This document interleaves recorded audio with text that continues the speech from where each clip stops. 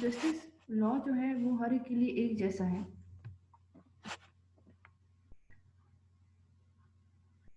जब कानून इक्वलिटी पे चलेगा तो सोसाइटी में प्रॉस्पेरिटी आएगी, खुशहाली आएगी। प्रॉस्पेरिटी आएगी तो नेगेटिव क्राइटेरिया मिनिमाइज होगा, एंटी सोशल बिहेवियर नहीं होगा। एंटी सोशल बिहेवियर कैसे एलिमिनेट होगा? Through reward and punishment, classical conditioning, sorry operant conditioning के बेसिस पे। ऑपरेंट कंडीशनिंग में रिवॉर्ड एंड पनिशमेंट का जो है फिनोमिना है। अब रिवॉर्ड क्या है? रिवॉर्ड जब आप इक्वलिटी के बेसिस पे जजमेंट करते हैं, ये हो गया सोसाइटी के लिए रिवॉर्ड। पनिशमेंट क्या है? अब यहाँ पे पनिशमेंट को हम फियर के साथ एसोसिएट करते हैं कि अगर अमीर है वो गलती करेगा उसको भी पनिशमेंट होगी, डर है। गरीब है तो उसको भी पनिशमेंट होगी, तो डर की वजह से कोई भी एंटी सोशल बिहेवियर परफॉर्म नहीं करेगा।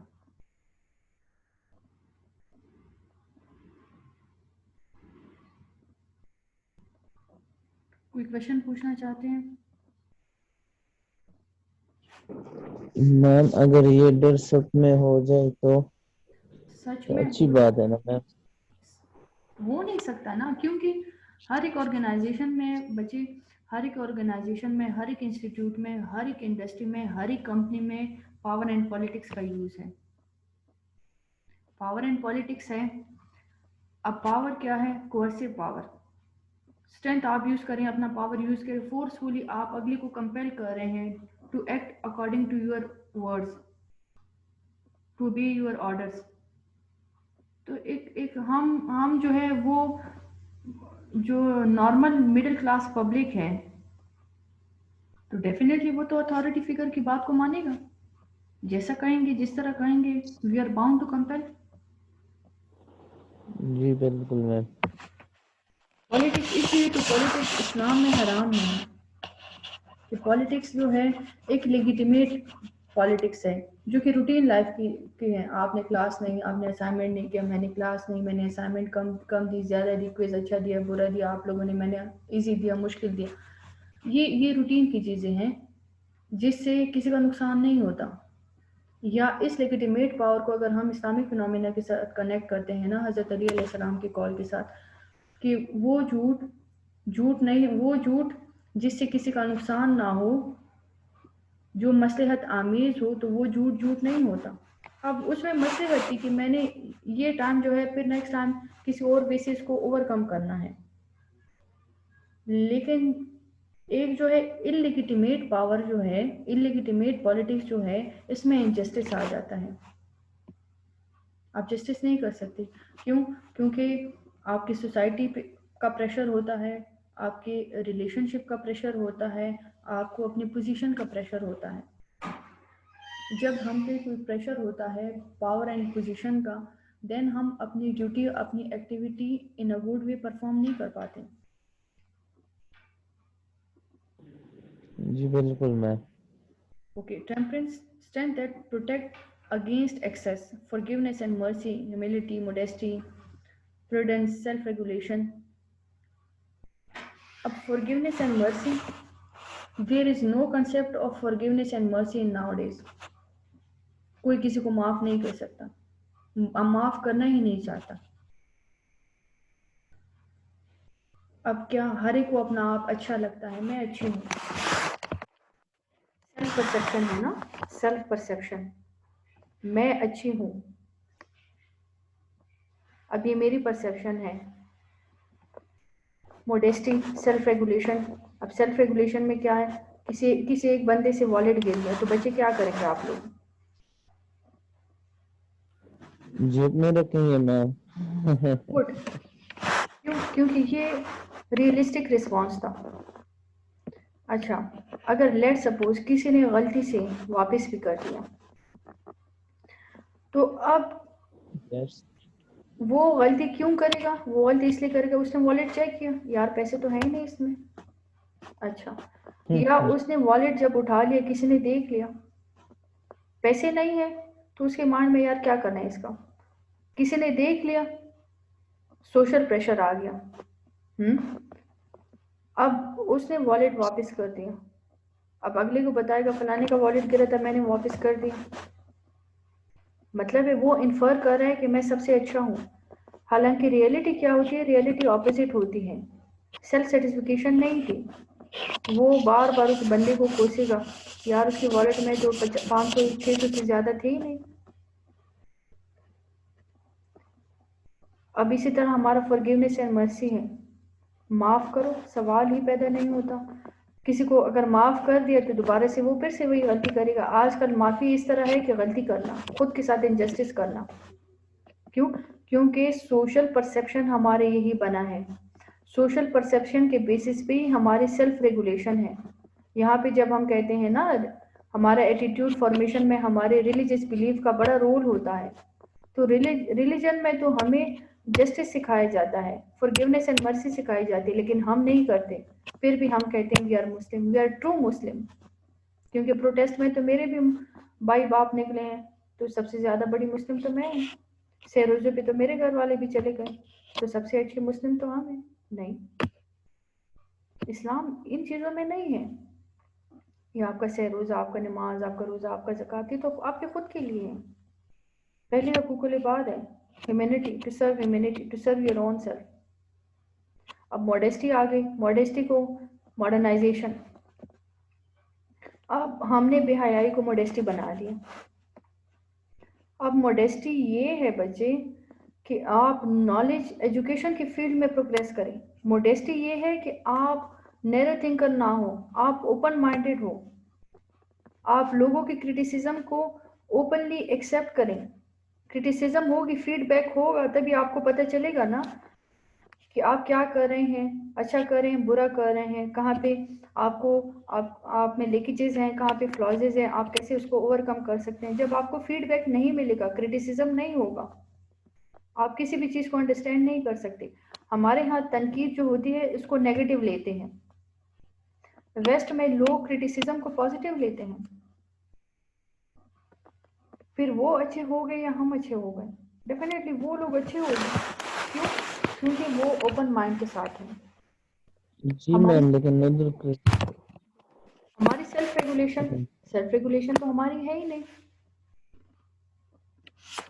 सेल्फ रेगुलेशन तब होगी जब मैं अपना फिनोमिना प्रेजेंट करूं, ये चीज़ इस तरह है तो क्यों इस तरह है, ये बात उस तरह है तो क्यों उस तरह है। नहीं नहीं, मैंने कभी नहीं सोचा। क्यों? क्योंकि सोचने के लिए टाइम नहीं था। सोचने के लिए अगर टाइम था तो सोचने के लिए दिमाग नहीं था, विजडम नहीं थी। जब हम फॉरगिवनेस की बात करते हैं, मर्सी की बात करते हैं, हमेशा आपने देखा होगा ये मस्जिदों की दीवारों के बाहर या इस तरह के बैनर जो होते हैं, या इस तरह की जो तबलीगी जमातों की गाड़ियाँ होती हैं जिसमें लोग जाते हैं, हमेशा उस पर लिखा होता है कि सबसे बड़ा गफूर रहीम जो है वो अल्लाह की ज़ात है, सबसे बड़ी गफूर रहीम अल्लाह की ज़ात है। अब गफूर रहीम अल्लाह की ज़ात है, सिर्फ लिखा हुआ है। उसमें मेजॉरिटी ऐसे लोग होते हैं जो कि ताजिरान होते हैं, जो कि बिजनेस करते हैं। कभी किसी के लिए एक पैसा छोड़ा, कभी एक पैसे के लिए एक पैसे के लिए अपने ईमान को ख़राब होने से बचाए नहीं। एक पैसा का ज़्यादा मुनाफा हो रहा है ना, तो भाड़ में गया ईमान। ईमान क्या है? वो तो इनविजिबल चीज़ है, इम्प्लीकेट है, फ़ायदा ही नहीं है।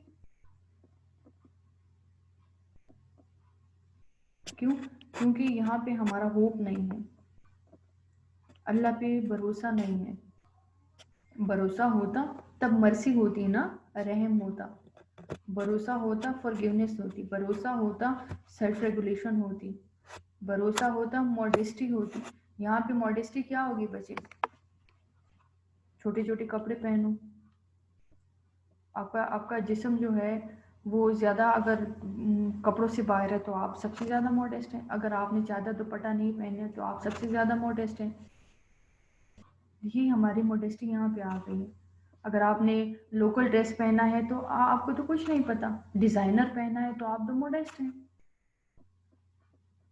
अब कपड़े का बेसिक पर्पस क्या है? To cover your body. पर्दा क्या है? हया है। नहीं, हया के लिए तो हमने नहीं पहनना, हमने तो कपड़ा इसलिए पहना है कि शौक है। जब आप में हया वाला क्राइटेरिया आ जाता है बच्चे, स्पेशली फॉर गर्ल्स, जब आप में हया वाला क्राइटेरिया आ जाता है, आप 200 रुपये का भी सूट पहनेंगी ना तो आप शहजादी लगेंगी, आप सबसे ज़्यादा प्यारी लगेंगी। लेकिन अनफॉर्चुनेटली हमें सिखाया नहीं जाता, हमें बताया नहीं जाता, हमें ये कभी भी नहीं रियलाइज़ किया जाता कि इनर ब्यूटी हमारी कितनी है। हम क्या करते हैं, हम इनर ब्यूटी को तो काउंट ही नहीं करते, वो तो पता ही नहीं है। काफ़ी टाइम बाद मैंने इनर ब्यूटी जो है वो डिस्कस की है, मैं खुद भी भूल गई हूँ कि क्या है। क्यों? क्योंकि हम एक ऐसी रेस में, एक ऐसे मैराथन में दौड़ रहे हैं जिसका कोई एंड नहीं है। इस मैराथन का एंड जो है वो डायरेक्ट जहन्नम है, और वो जहन्नम की आग हमें दूर से ऐसे लग रही है जैसे हमें लगता है कि वो कोई ऐसी चमकती हुई चीज़ है जिसके करीब हम पहुंचेंगे तो बस हमारी खुशी का कोई ठिकाना नहीं होगा। लेकिन जितना जितना हम आगे होते जाएंगे, जितना जितना हम दौड़ते जाएंगे, जितनी जितनी, अब मैराथन कब ख़त्म होगी? मैराथन तब ख़त्म होगी जब हमारी लाइफ एंड होगी। फिर हम सेल्फ एक्चुअलाइजेशन स्टेज पे पहुंचेंगे, 65-60 साल की उम्र में बिस्तर पे पड़े होंगे, फिर सोचेंगे, फिर तो वो सामने जहन्नम का दरवाज़ा होगा। फिर कैसे फॉरगिवनेस? फिर हम अल्लाह से भी माफ़ी नहीं मांग सकते। फॉरगिवनेस एंड मर्सी का तो सवाल ही पैदा नहीं होता। कभी क्या इस तरह हो सकता है जैसे आप एग्जाम हॉल में इंटर हो जाए, पेपर आपको आंसर पेपर मिले, आंसर शीट मिले, और क्वेश्चन पेपर के मिलने से 2-3 मिनट पहले आप अपने टीचर को कहें, मैडम 5-10 मिनट दे दें, मैं ये क्वेश्चन ज़रा रिवाइज कर लूँ? नहीं, इवन आपका टीचर आपको नहीं दे सकता। जी बिल्कुल मैम। हम्म। फिर हम कहते हैं, लोगों से हमने सुना है, बहुत उलमा कराम का देखा पड़ा सुना, अभी ये जितना टाइम मैंने कोविड की वजह से जो है घर में गुजारा, अकेले में गुजारा, वैसे ऑलरेडी मैं होती भी अकेली हूँ, भाई अपनी ड्यूटीज़ पे चले जाते हैं, सिर्फ मैं ही होती हूँ। तो ये जितना टाइम मैंने गुजारा जितनी इसमें मैंने चीज़ों को स्टडी किया, ऑब्जर्व किया, देन मुझे कुछ और ही रियलाइज़ हो गया, मीनिंग ऑफ लाइफ चेंज हो गई। गोल डायरेक्टेड बिहेवियर में जो है मोडेस्टी, नॉवेल्टी आ गई। क्यों? क्योंकि होप थी। फिर जब हम बिस्तर मर्ग पे होते हैं, फिर माफ़ी मांगो, ये करो, ये तस्बीह करो, वो वजीफ़ा करो। क्यों करो? खुद को डिसीव करो या अपने रब को डिसीव करें?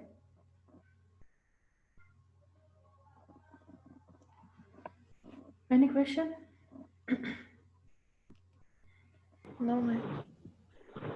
मैम तस्बीह, मैम गुनाह के बाद तस्बीह और नमाज से इंसान को वो गिल्टी फील होता है ना मैम, तो इन चीज़ों से फिर वो इन सेटिस्फेक्शन मिलता है। क्या ये सही कह रहा हूँ मैम?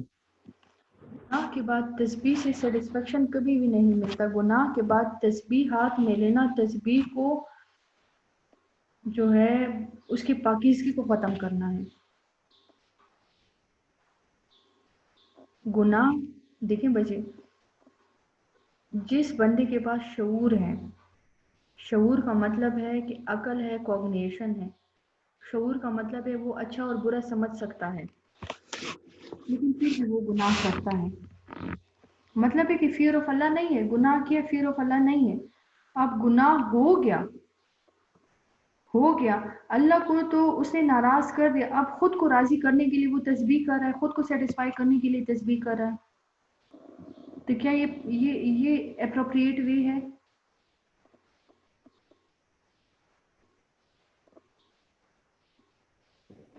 मैम अब क्या कह सकते हैं? गुनाह जो है बच्चे याद रखें, सिंपल, मैं सिंपल एक उसमें आपको क्लियर करके दे देती हूँ। गुनाह दुनिया की सबसे सबसे ज़्यादा लज़्ज़त वाली चीज़ है। उसका एक ऐसा मज़ा है जो दुनिया की किसी चीज़ में नहीं है। Ma'am let me finish please. गुनाह दुनिया की सबसे ज्यादा लज्जत वाली चीज है। अब गुनाह जो है गुनाह आप तब करते हैं अगर साइकोलॉजिकली देखें, साइकी के साथ कनेक्ट करते हैं ना, साइकोलॉजी के स्टूडेंट हैं। गुनाह हम जब करते हैं तो हमारा सेल्फ कंट्रोल नहीं होता। उस प्लेजर को गेन करने के लिए हम गुनाह कर लेते हैं। वो प्लेजर कुछ भी हो सकता है, टेंजिबल इंटेंजिबल रिवॉर्ड हो सकता है ना। अब वो गुनाह मैंने कर लिया, वो मेरी प्लेजर, वो मेरी हैप्पीनेस कितने टाइम के लिए, ज़्यादा से ज़्यादा 5 मिनट के लिए, ज़्यादा से ज़्यादा 10-15 मिनट के लिए है, 2 दिन के लिए है। लेकिन उस गुनाह की हैप्पीनेस 5-10 मिनट के लिए है, लेकिन उस गुनाह का जो कॉन्सिक्वेंसेस है, ड्रेडफुल उसका जो फेस है, वो लाइफ लॉन्ग है। तो 5 मिनट का प्लेजर अच्छा है या उम्र भर की सजा अच्छी है? दोनों में से कुछ भी अच्छा नहीं है। मैम ना उम्र भर की सजा अच्छी है, ना 5 मिनट का प्लेजर अच्छा है। यहाँ पे सेल्फ कंट्रोल, सेल्फ रेगुलेशन ही सबसे अच्छा है। तस्बीह से, माफी मांगने से बच्चे बंदा पाक नहीं होता।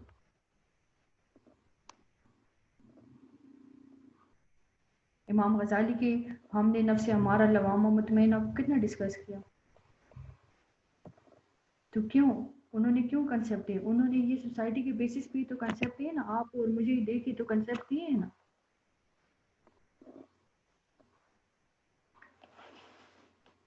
ओके जी।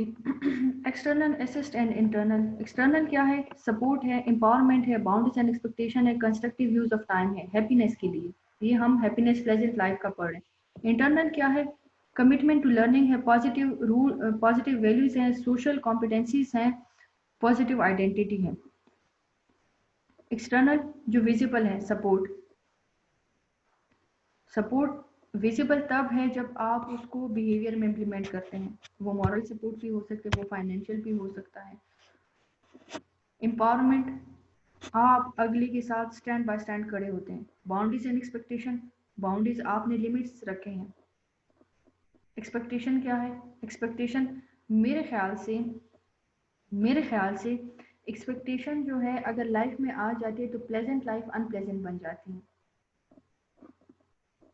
जब एक्सपेक्टेशन हमारी किसी से होने लगती है तो मे बी वो बंदा अपनी जगह पे सही हो, उसकी छोटी बात हमें सबसे ज़्यादा बड़ी लगती है, उसका मामूली सा खफा होना हमारे लिए जहान का एक अजाब बन जाता है। तो एक्सपेक्टेशन जो है, एक्सपेक्टेशन नहीं होनी चाहिए लाइफ में। जब आपकी एक्सपेक्टेशन ख़त्म हो जाती है, ख़त्म नहीं होती, इनफैक्ट लाइफ में जब आप खुद अपनी एक्सपेक्टेशंस औरों से ख़त्म करते हैं तभी आप रिलैक्स रहते हैं। एक्सपेक्टेशन खुद को डिसीव करना है, खुद के साथ धोखा करना है।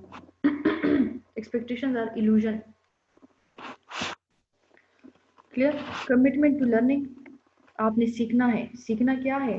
यहाँ पे कमिटमेंट टू लर्निंग है, आपने आगे बढ़ना है for a good purpose, with a good will, positive values, helping behaviour हो, ऑल्ट्रिज्म हो, आप मर्सी हो, फॉरगिवनेस हो, ह्यूमैनिटी हो, ओपन माइंडनेस हो, करेज हो, आपका नॉलेज हो, आपका विजडम हो, ये सारा आपके इंटरनल में आएगा। सोशल कॉम्पिटेंसी, आप जिस सोसाइटी में, जिस सराउंडिंग में, जिस इन्वायरमेंट में मूव कर रहे हैं वहाँ पे आपने अपनी स्किल, अपनी कैपेबिलिटीज को प्रूव करना है। प्रूव कैसे करना है?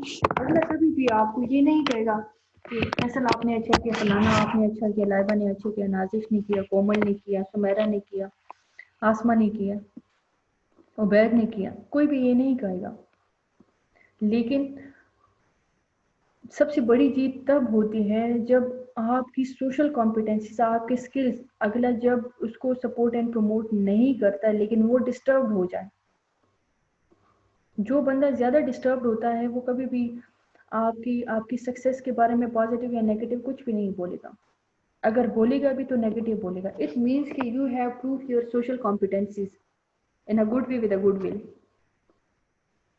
क्लियर?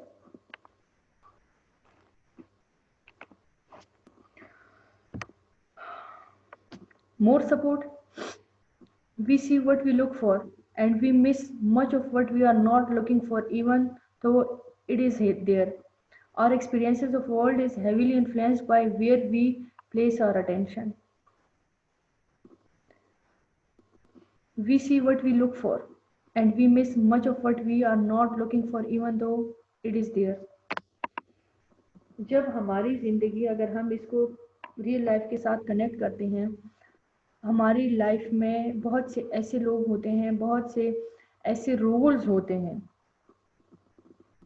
जो कि बहुत ग्लिमरस होते हैं, बहुत शाइनी होते हैं, लेकिन हम उनको नहीं देख पाते, क्योंकि देखने के लिए, समझने के लिए दिल की आंख का होना ज़रूरी है। अब दिल की आंख क्या है? दिल की आंख इज़ योर विजडम, दिल की आंख is your purity, pureness, your honesty, your loyalty. तो कुछ चीज़ें हमें नज़र नहीं आती। एक तो ये कि हम लॉयल नहीं है, ऑनेस्ट नहीं है, मटीरियलिस्टिक है, ज़्यादा कमाओ, ज़्यादा बनाओ, ज़्यादा पहनो, ज़्यादा खाओ, ज़्यादा करो, ज़्यादा स्टेटस लो, ये करो, वो करो। क्यों? क्योंकि हम तो पहले तो ह्यूमन सोशल एनिमल था ना, अरिस्टोटल ने कहा ह्यूमन आर सोशल एनिमल। अब ह्यूमन क्या है? अब सोशल एनिमल नहीं रहा,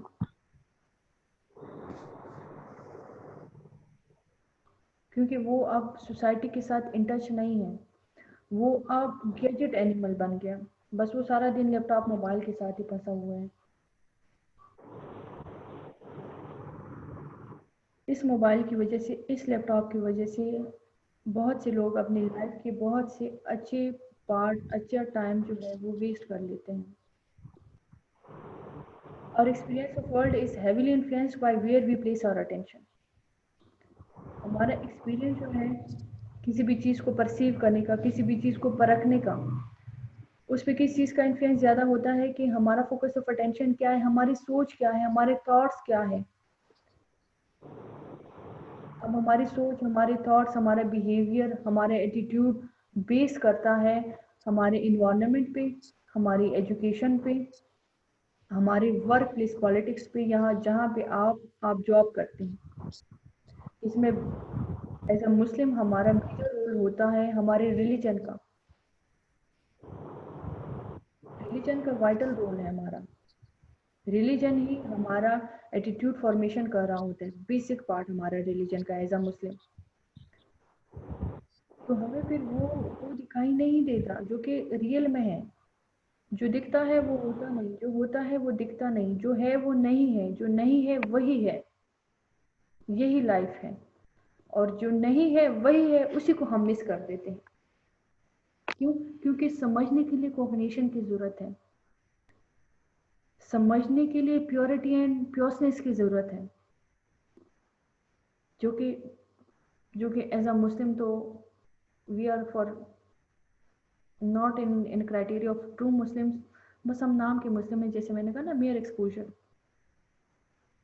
है। मुसलमान के घर में पैदा हुए हैं, हम सब तो मुसलमान हैं। हिंदू के घर में पैदा हुए होते तो आज हम सारे हिंदू होते। इसमें तो हमारा कोई कोई क्रिएटिव रोल नहीं है ना।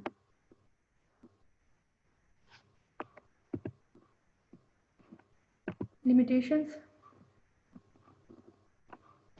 When 2011, philosophical culture and empirical problems with positive psychology, it is still in the immature stage of development. Immature stage of development क्योंकि हर एक बात के पॉजिटिव एंड नेगेटिव एस्पेक्ट्स बहुत निकलते हैं। एम्पेरिकल प्रॉब्लम है, एम्पेरिकल प्रॉब्लम के वो थ्रू रिसर्च जो है वो उसकी क्लैरिटी या जस्टिफिकेशन थोड़ी सी मुश्किल है, क्योंकि एक चीज़ एक कल्चर में किसी और तरह से इम्प्लीमेंट होती है, दूसरे में किसी और तरह से इम्प्लीमेंट होती है। तो पॉजिटिव साइकोलॉजी फिर ओवरऑल ह्यूमैनिटी की, ओवरऑल ह्यूमन की बात नहीं कर सकती।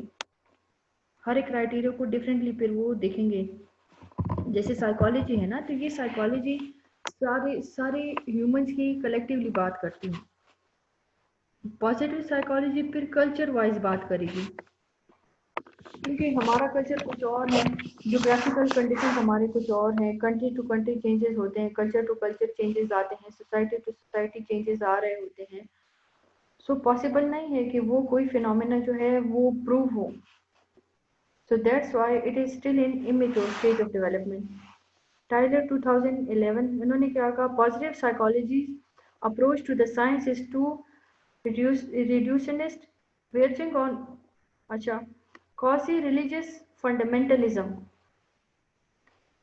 with its theory lacking the depth and self reflexivity of mature sciences। अच्छा ये एक एक्सपेरिमेंट थी जो जब हम कहते हैं ना कि रिलीजन ही हमारे हर एक चीज़ का फाउंडेशन है, रिलीजन ही हमारा बिलीफ सिस्टम बनाता है, रिलीजन ही हमारे एटीट्यूड फॉर्मेशन को करता है, हमारा कल्चर, हमारा वैल्यू, हमारे वैल्यूज। अब स्टेटस जो है, स्टेटस कुछ और है, वैल्यूज कुछ और है, कल्चर कुछ और है। रिलीजन को हमने फंडामेंटल पार्ट ऑफ लाइफ बना दिया है। No doubt, religion is the fundamental part of life, but true essence of understanding of a religion is a fundamental part of one's life। अब अभी का जो हमारा रिलीजन है ना, ये तो इस्लाम के साथ पता नहीं क्या क्या मिक्स हो गया है।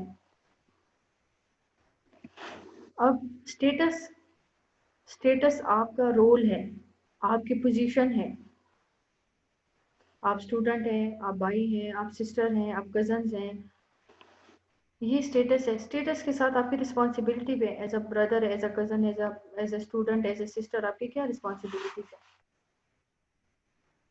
एक है अचीव स्टेटस, एक है अस्क्राइब स्टेटस। अचीव स्टेटस जो आप अपने स्ट्रगल से हासिल करेंगे, आप इंशाल्लाह कल को प्रोफेसर बनेंगे, रिसर्चर बनेंगे, पीएचडी डॉक्टर्स बनेंगे, स्कॉलर बनेंगे, काउंसलर बनेंगे, थेरेपिस्ट बनेंगे, ये आपका अचीव स्टेटस है।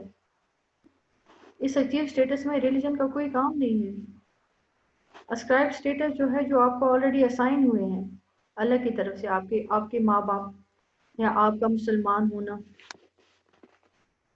अब नॉवेल्टी कहाँ पे है? नॉवेल्टी यहाँ पे है कि मैं जिस फैमिली में, जिस घर में पैदा हुआ हूँ, वहाँ पे अगर कोई कोई प्रॉब्लमेटिक हमारा रिचुअल है, हमारा कस्टम है या हमारा ट्रेडिशन है, तो उसके अगेंस्ट मैं कितना बोल सकती हूँ, कितना मैं बात कर सकती हूँ, लेकिन हम नहीं कर सकते।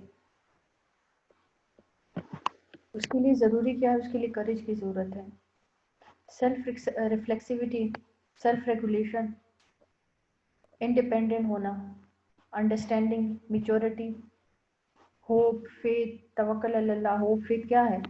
इन चीज़ों की ज़रूरत है। जब हम इनिशिएटिव लेंगे तभी बेटरमेंट आएगी ना, लेकिन इनिशिएटिव नहीं लिया तो बेटरमेंट पॉसिबल नहीं है।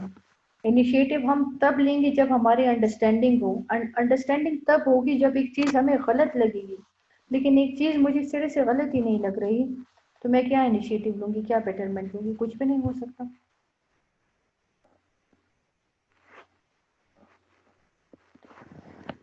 Richardson, when applied cross-culturally, it is bordering on psychological imperialism। अब साइकोलॉजिकल फिनोमेना, जब आप कोई गोल अचीव करते हैं तो आप रिलैक्स होते हैं ना, जब आप फेलियर फेस करते हैं तो आप डिप्रेस होते हैं। ह्यूमन फिनोमेना नहीं है ना।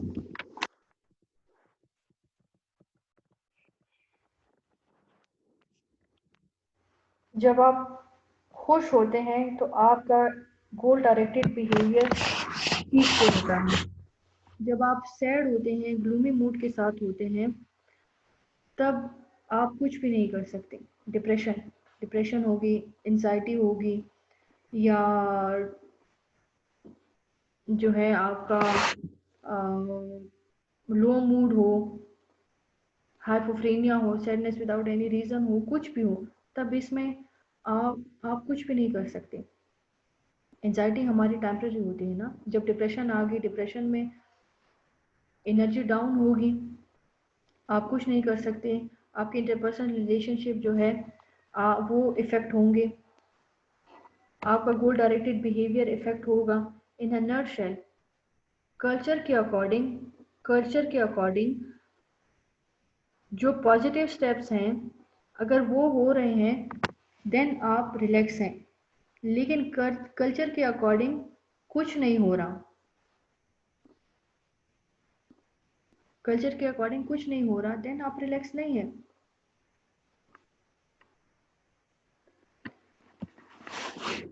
अगर हम एम्पेरिसिज्म को देखें तो पॉलिसीज हैं, रूल्स रेगुलेशन है, लॉ है, यही है ना, इसी को फॉलो करेंगे। कल्चर टू कल्चर डिफरेंट है। अभी यहाँ पे जो है ऑनर किलिंग के लिए कोई लॉ नहीं है, लॉ अमेंडमेंट हुई है लेकिन इम्प्लीमेंट नहीं हुई क्योंकि पेपर वर्क है honour killing. So it's okay. बाहर जो है ऑनर किलिंग का कंसेप्ट ही नहीं है, उसके लिए अच्छी खासी सजा है, अच्छी खासी पनिशमेंट है। Education and positive psychology, okay जी। Education and positive psychology being virtuous in the real education which is endorsed by positive psychology. Diversity is beauty of educational canvas. Positive psychology provides a space. Diversity को कैसे explain करेंगे बच्चे?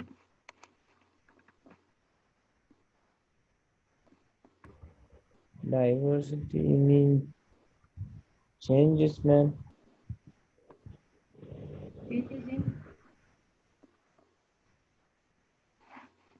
Changes in what?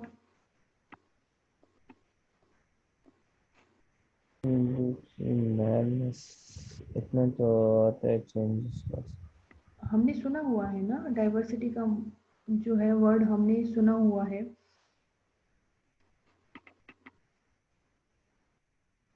जी सुना तो है ma'am.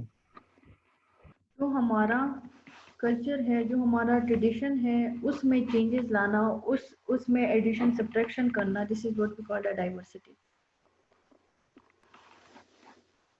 सो diversity क्या है? Changes enhance करना, मॉडिफाई करना।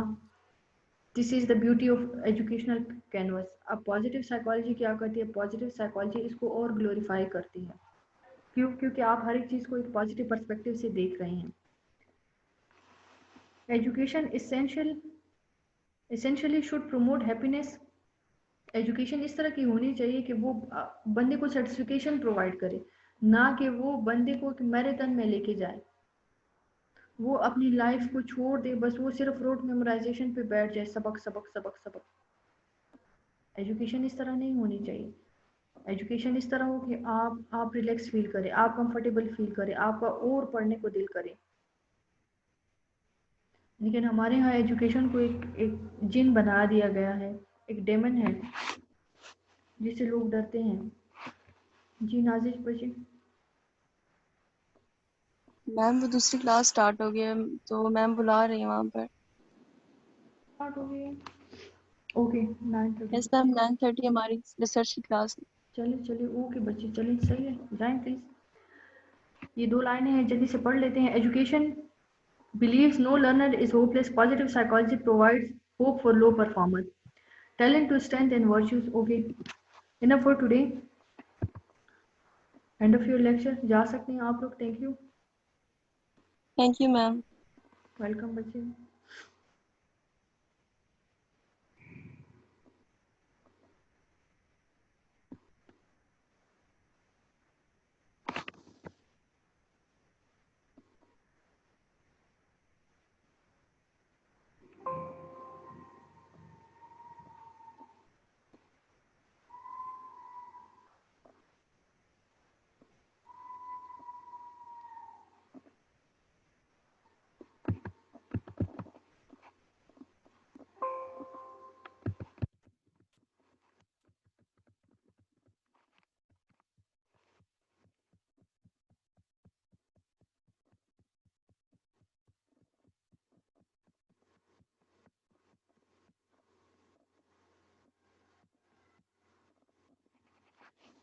Talent more innate, non-moral and can be wasted, but when refined with knowledge and skills from basis of strength. A strength is a natural capacity of behaving, thinking or feeling in a way that allows optimal functioning and performance in the pursuit of value outcomes. Strength when guided from good turns to virtue.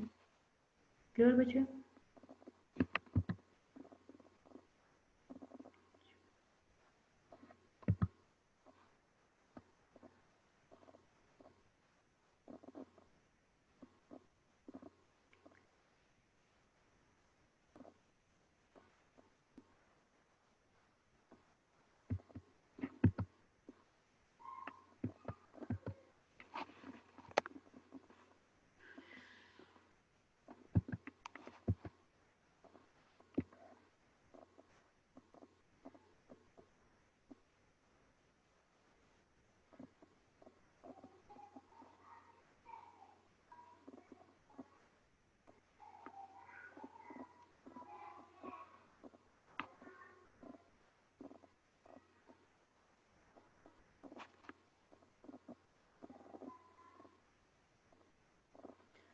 जी हुबैबा बच्ची।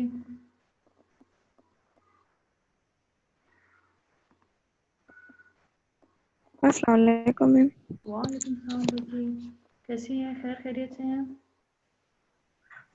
अल्हम्दुलिल्लाह ma'am, आप कैसे हैं? शुक्र अल्लाह का करम है।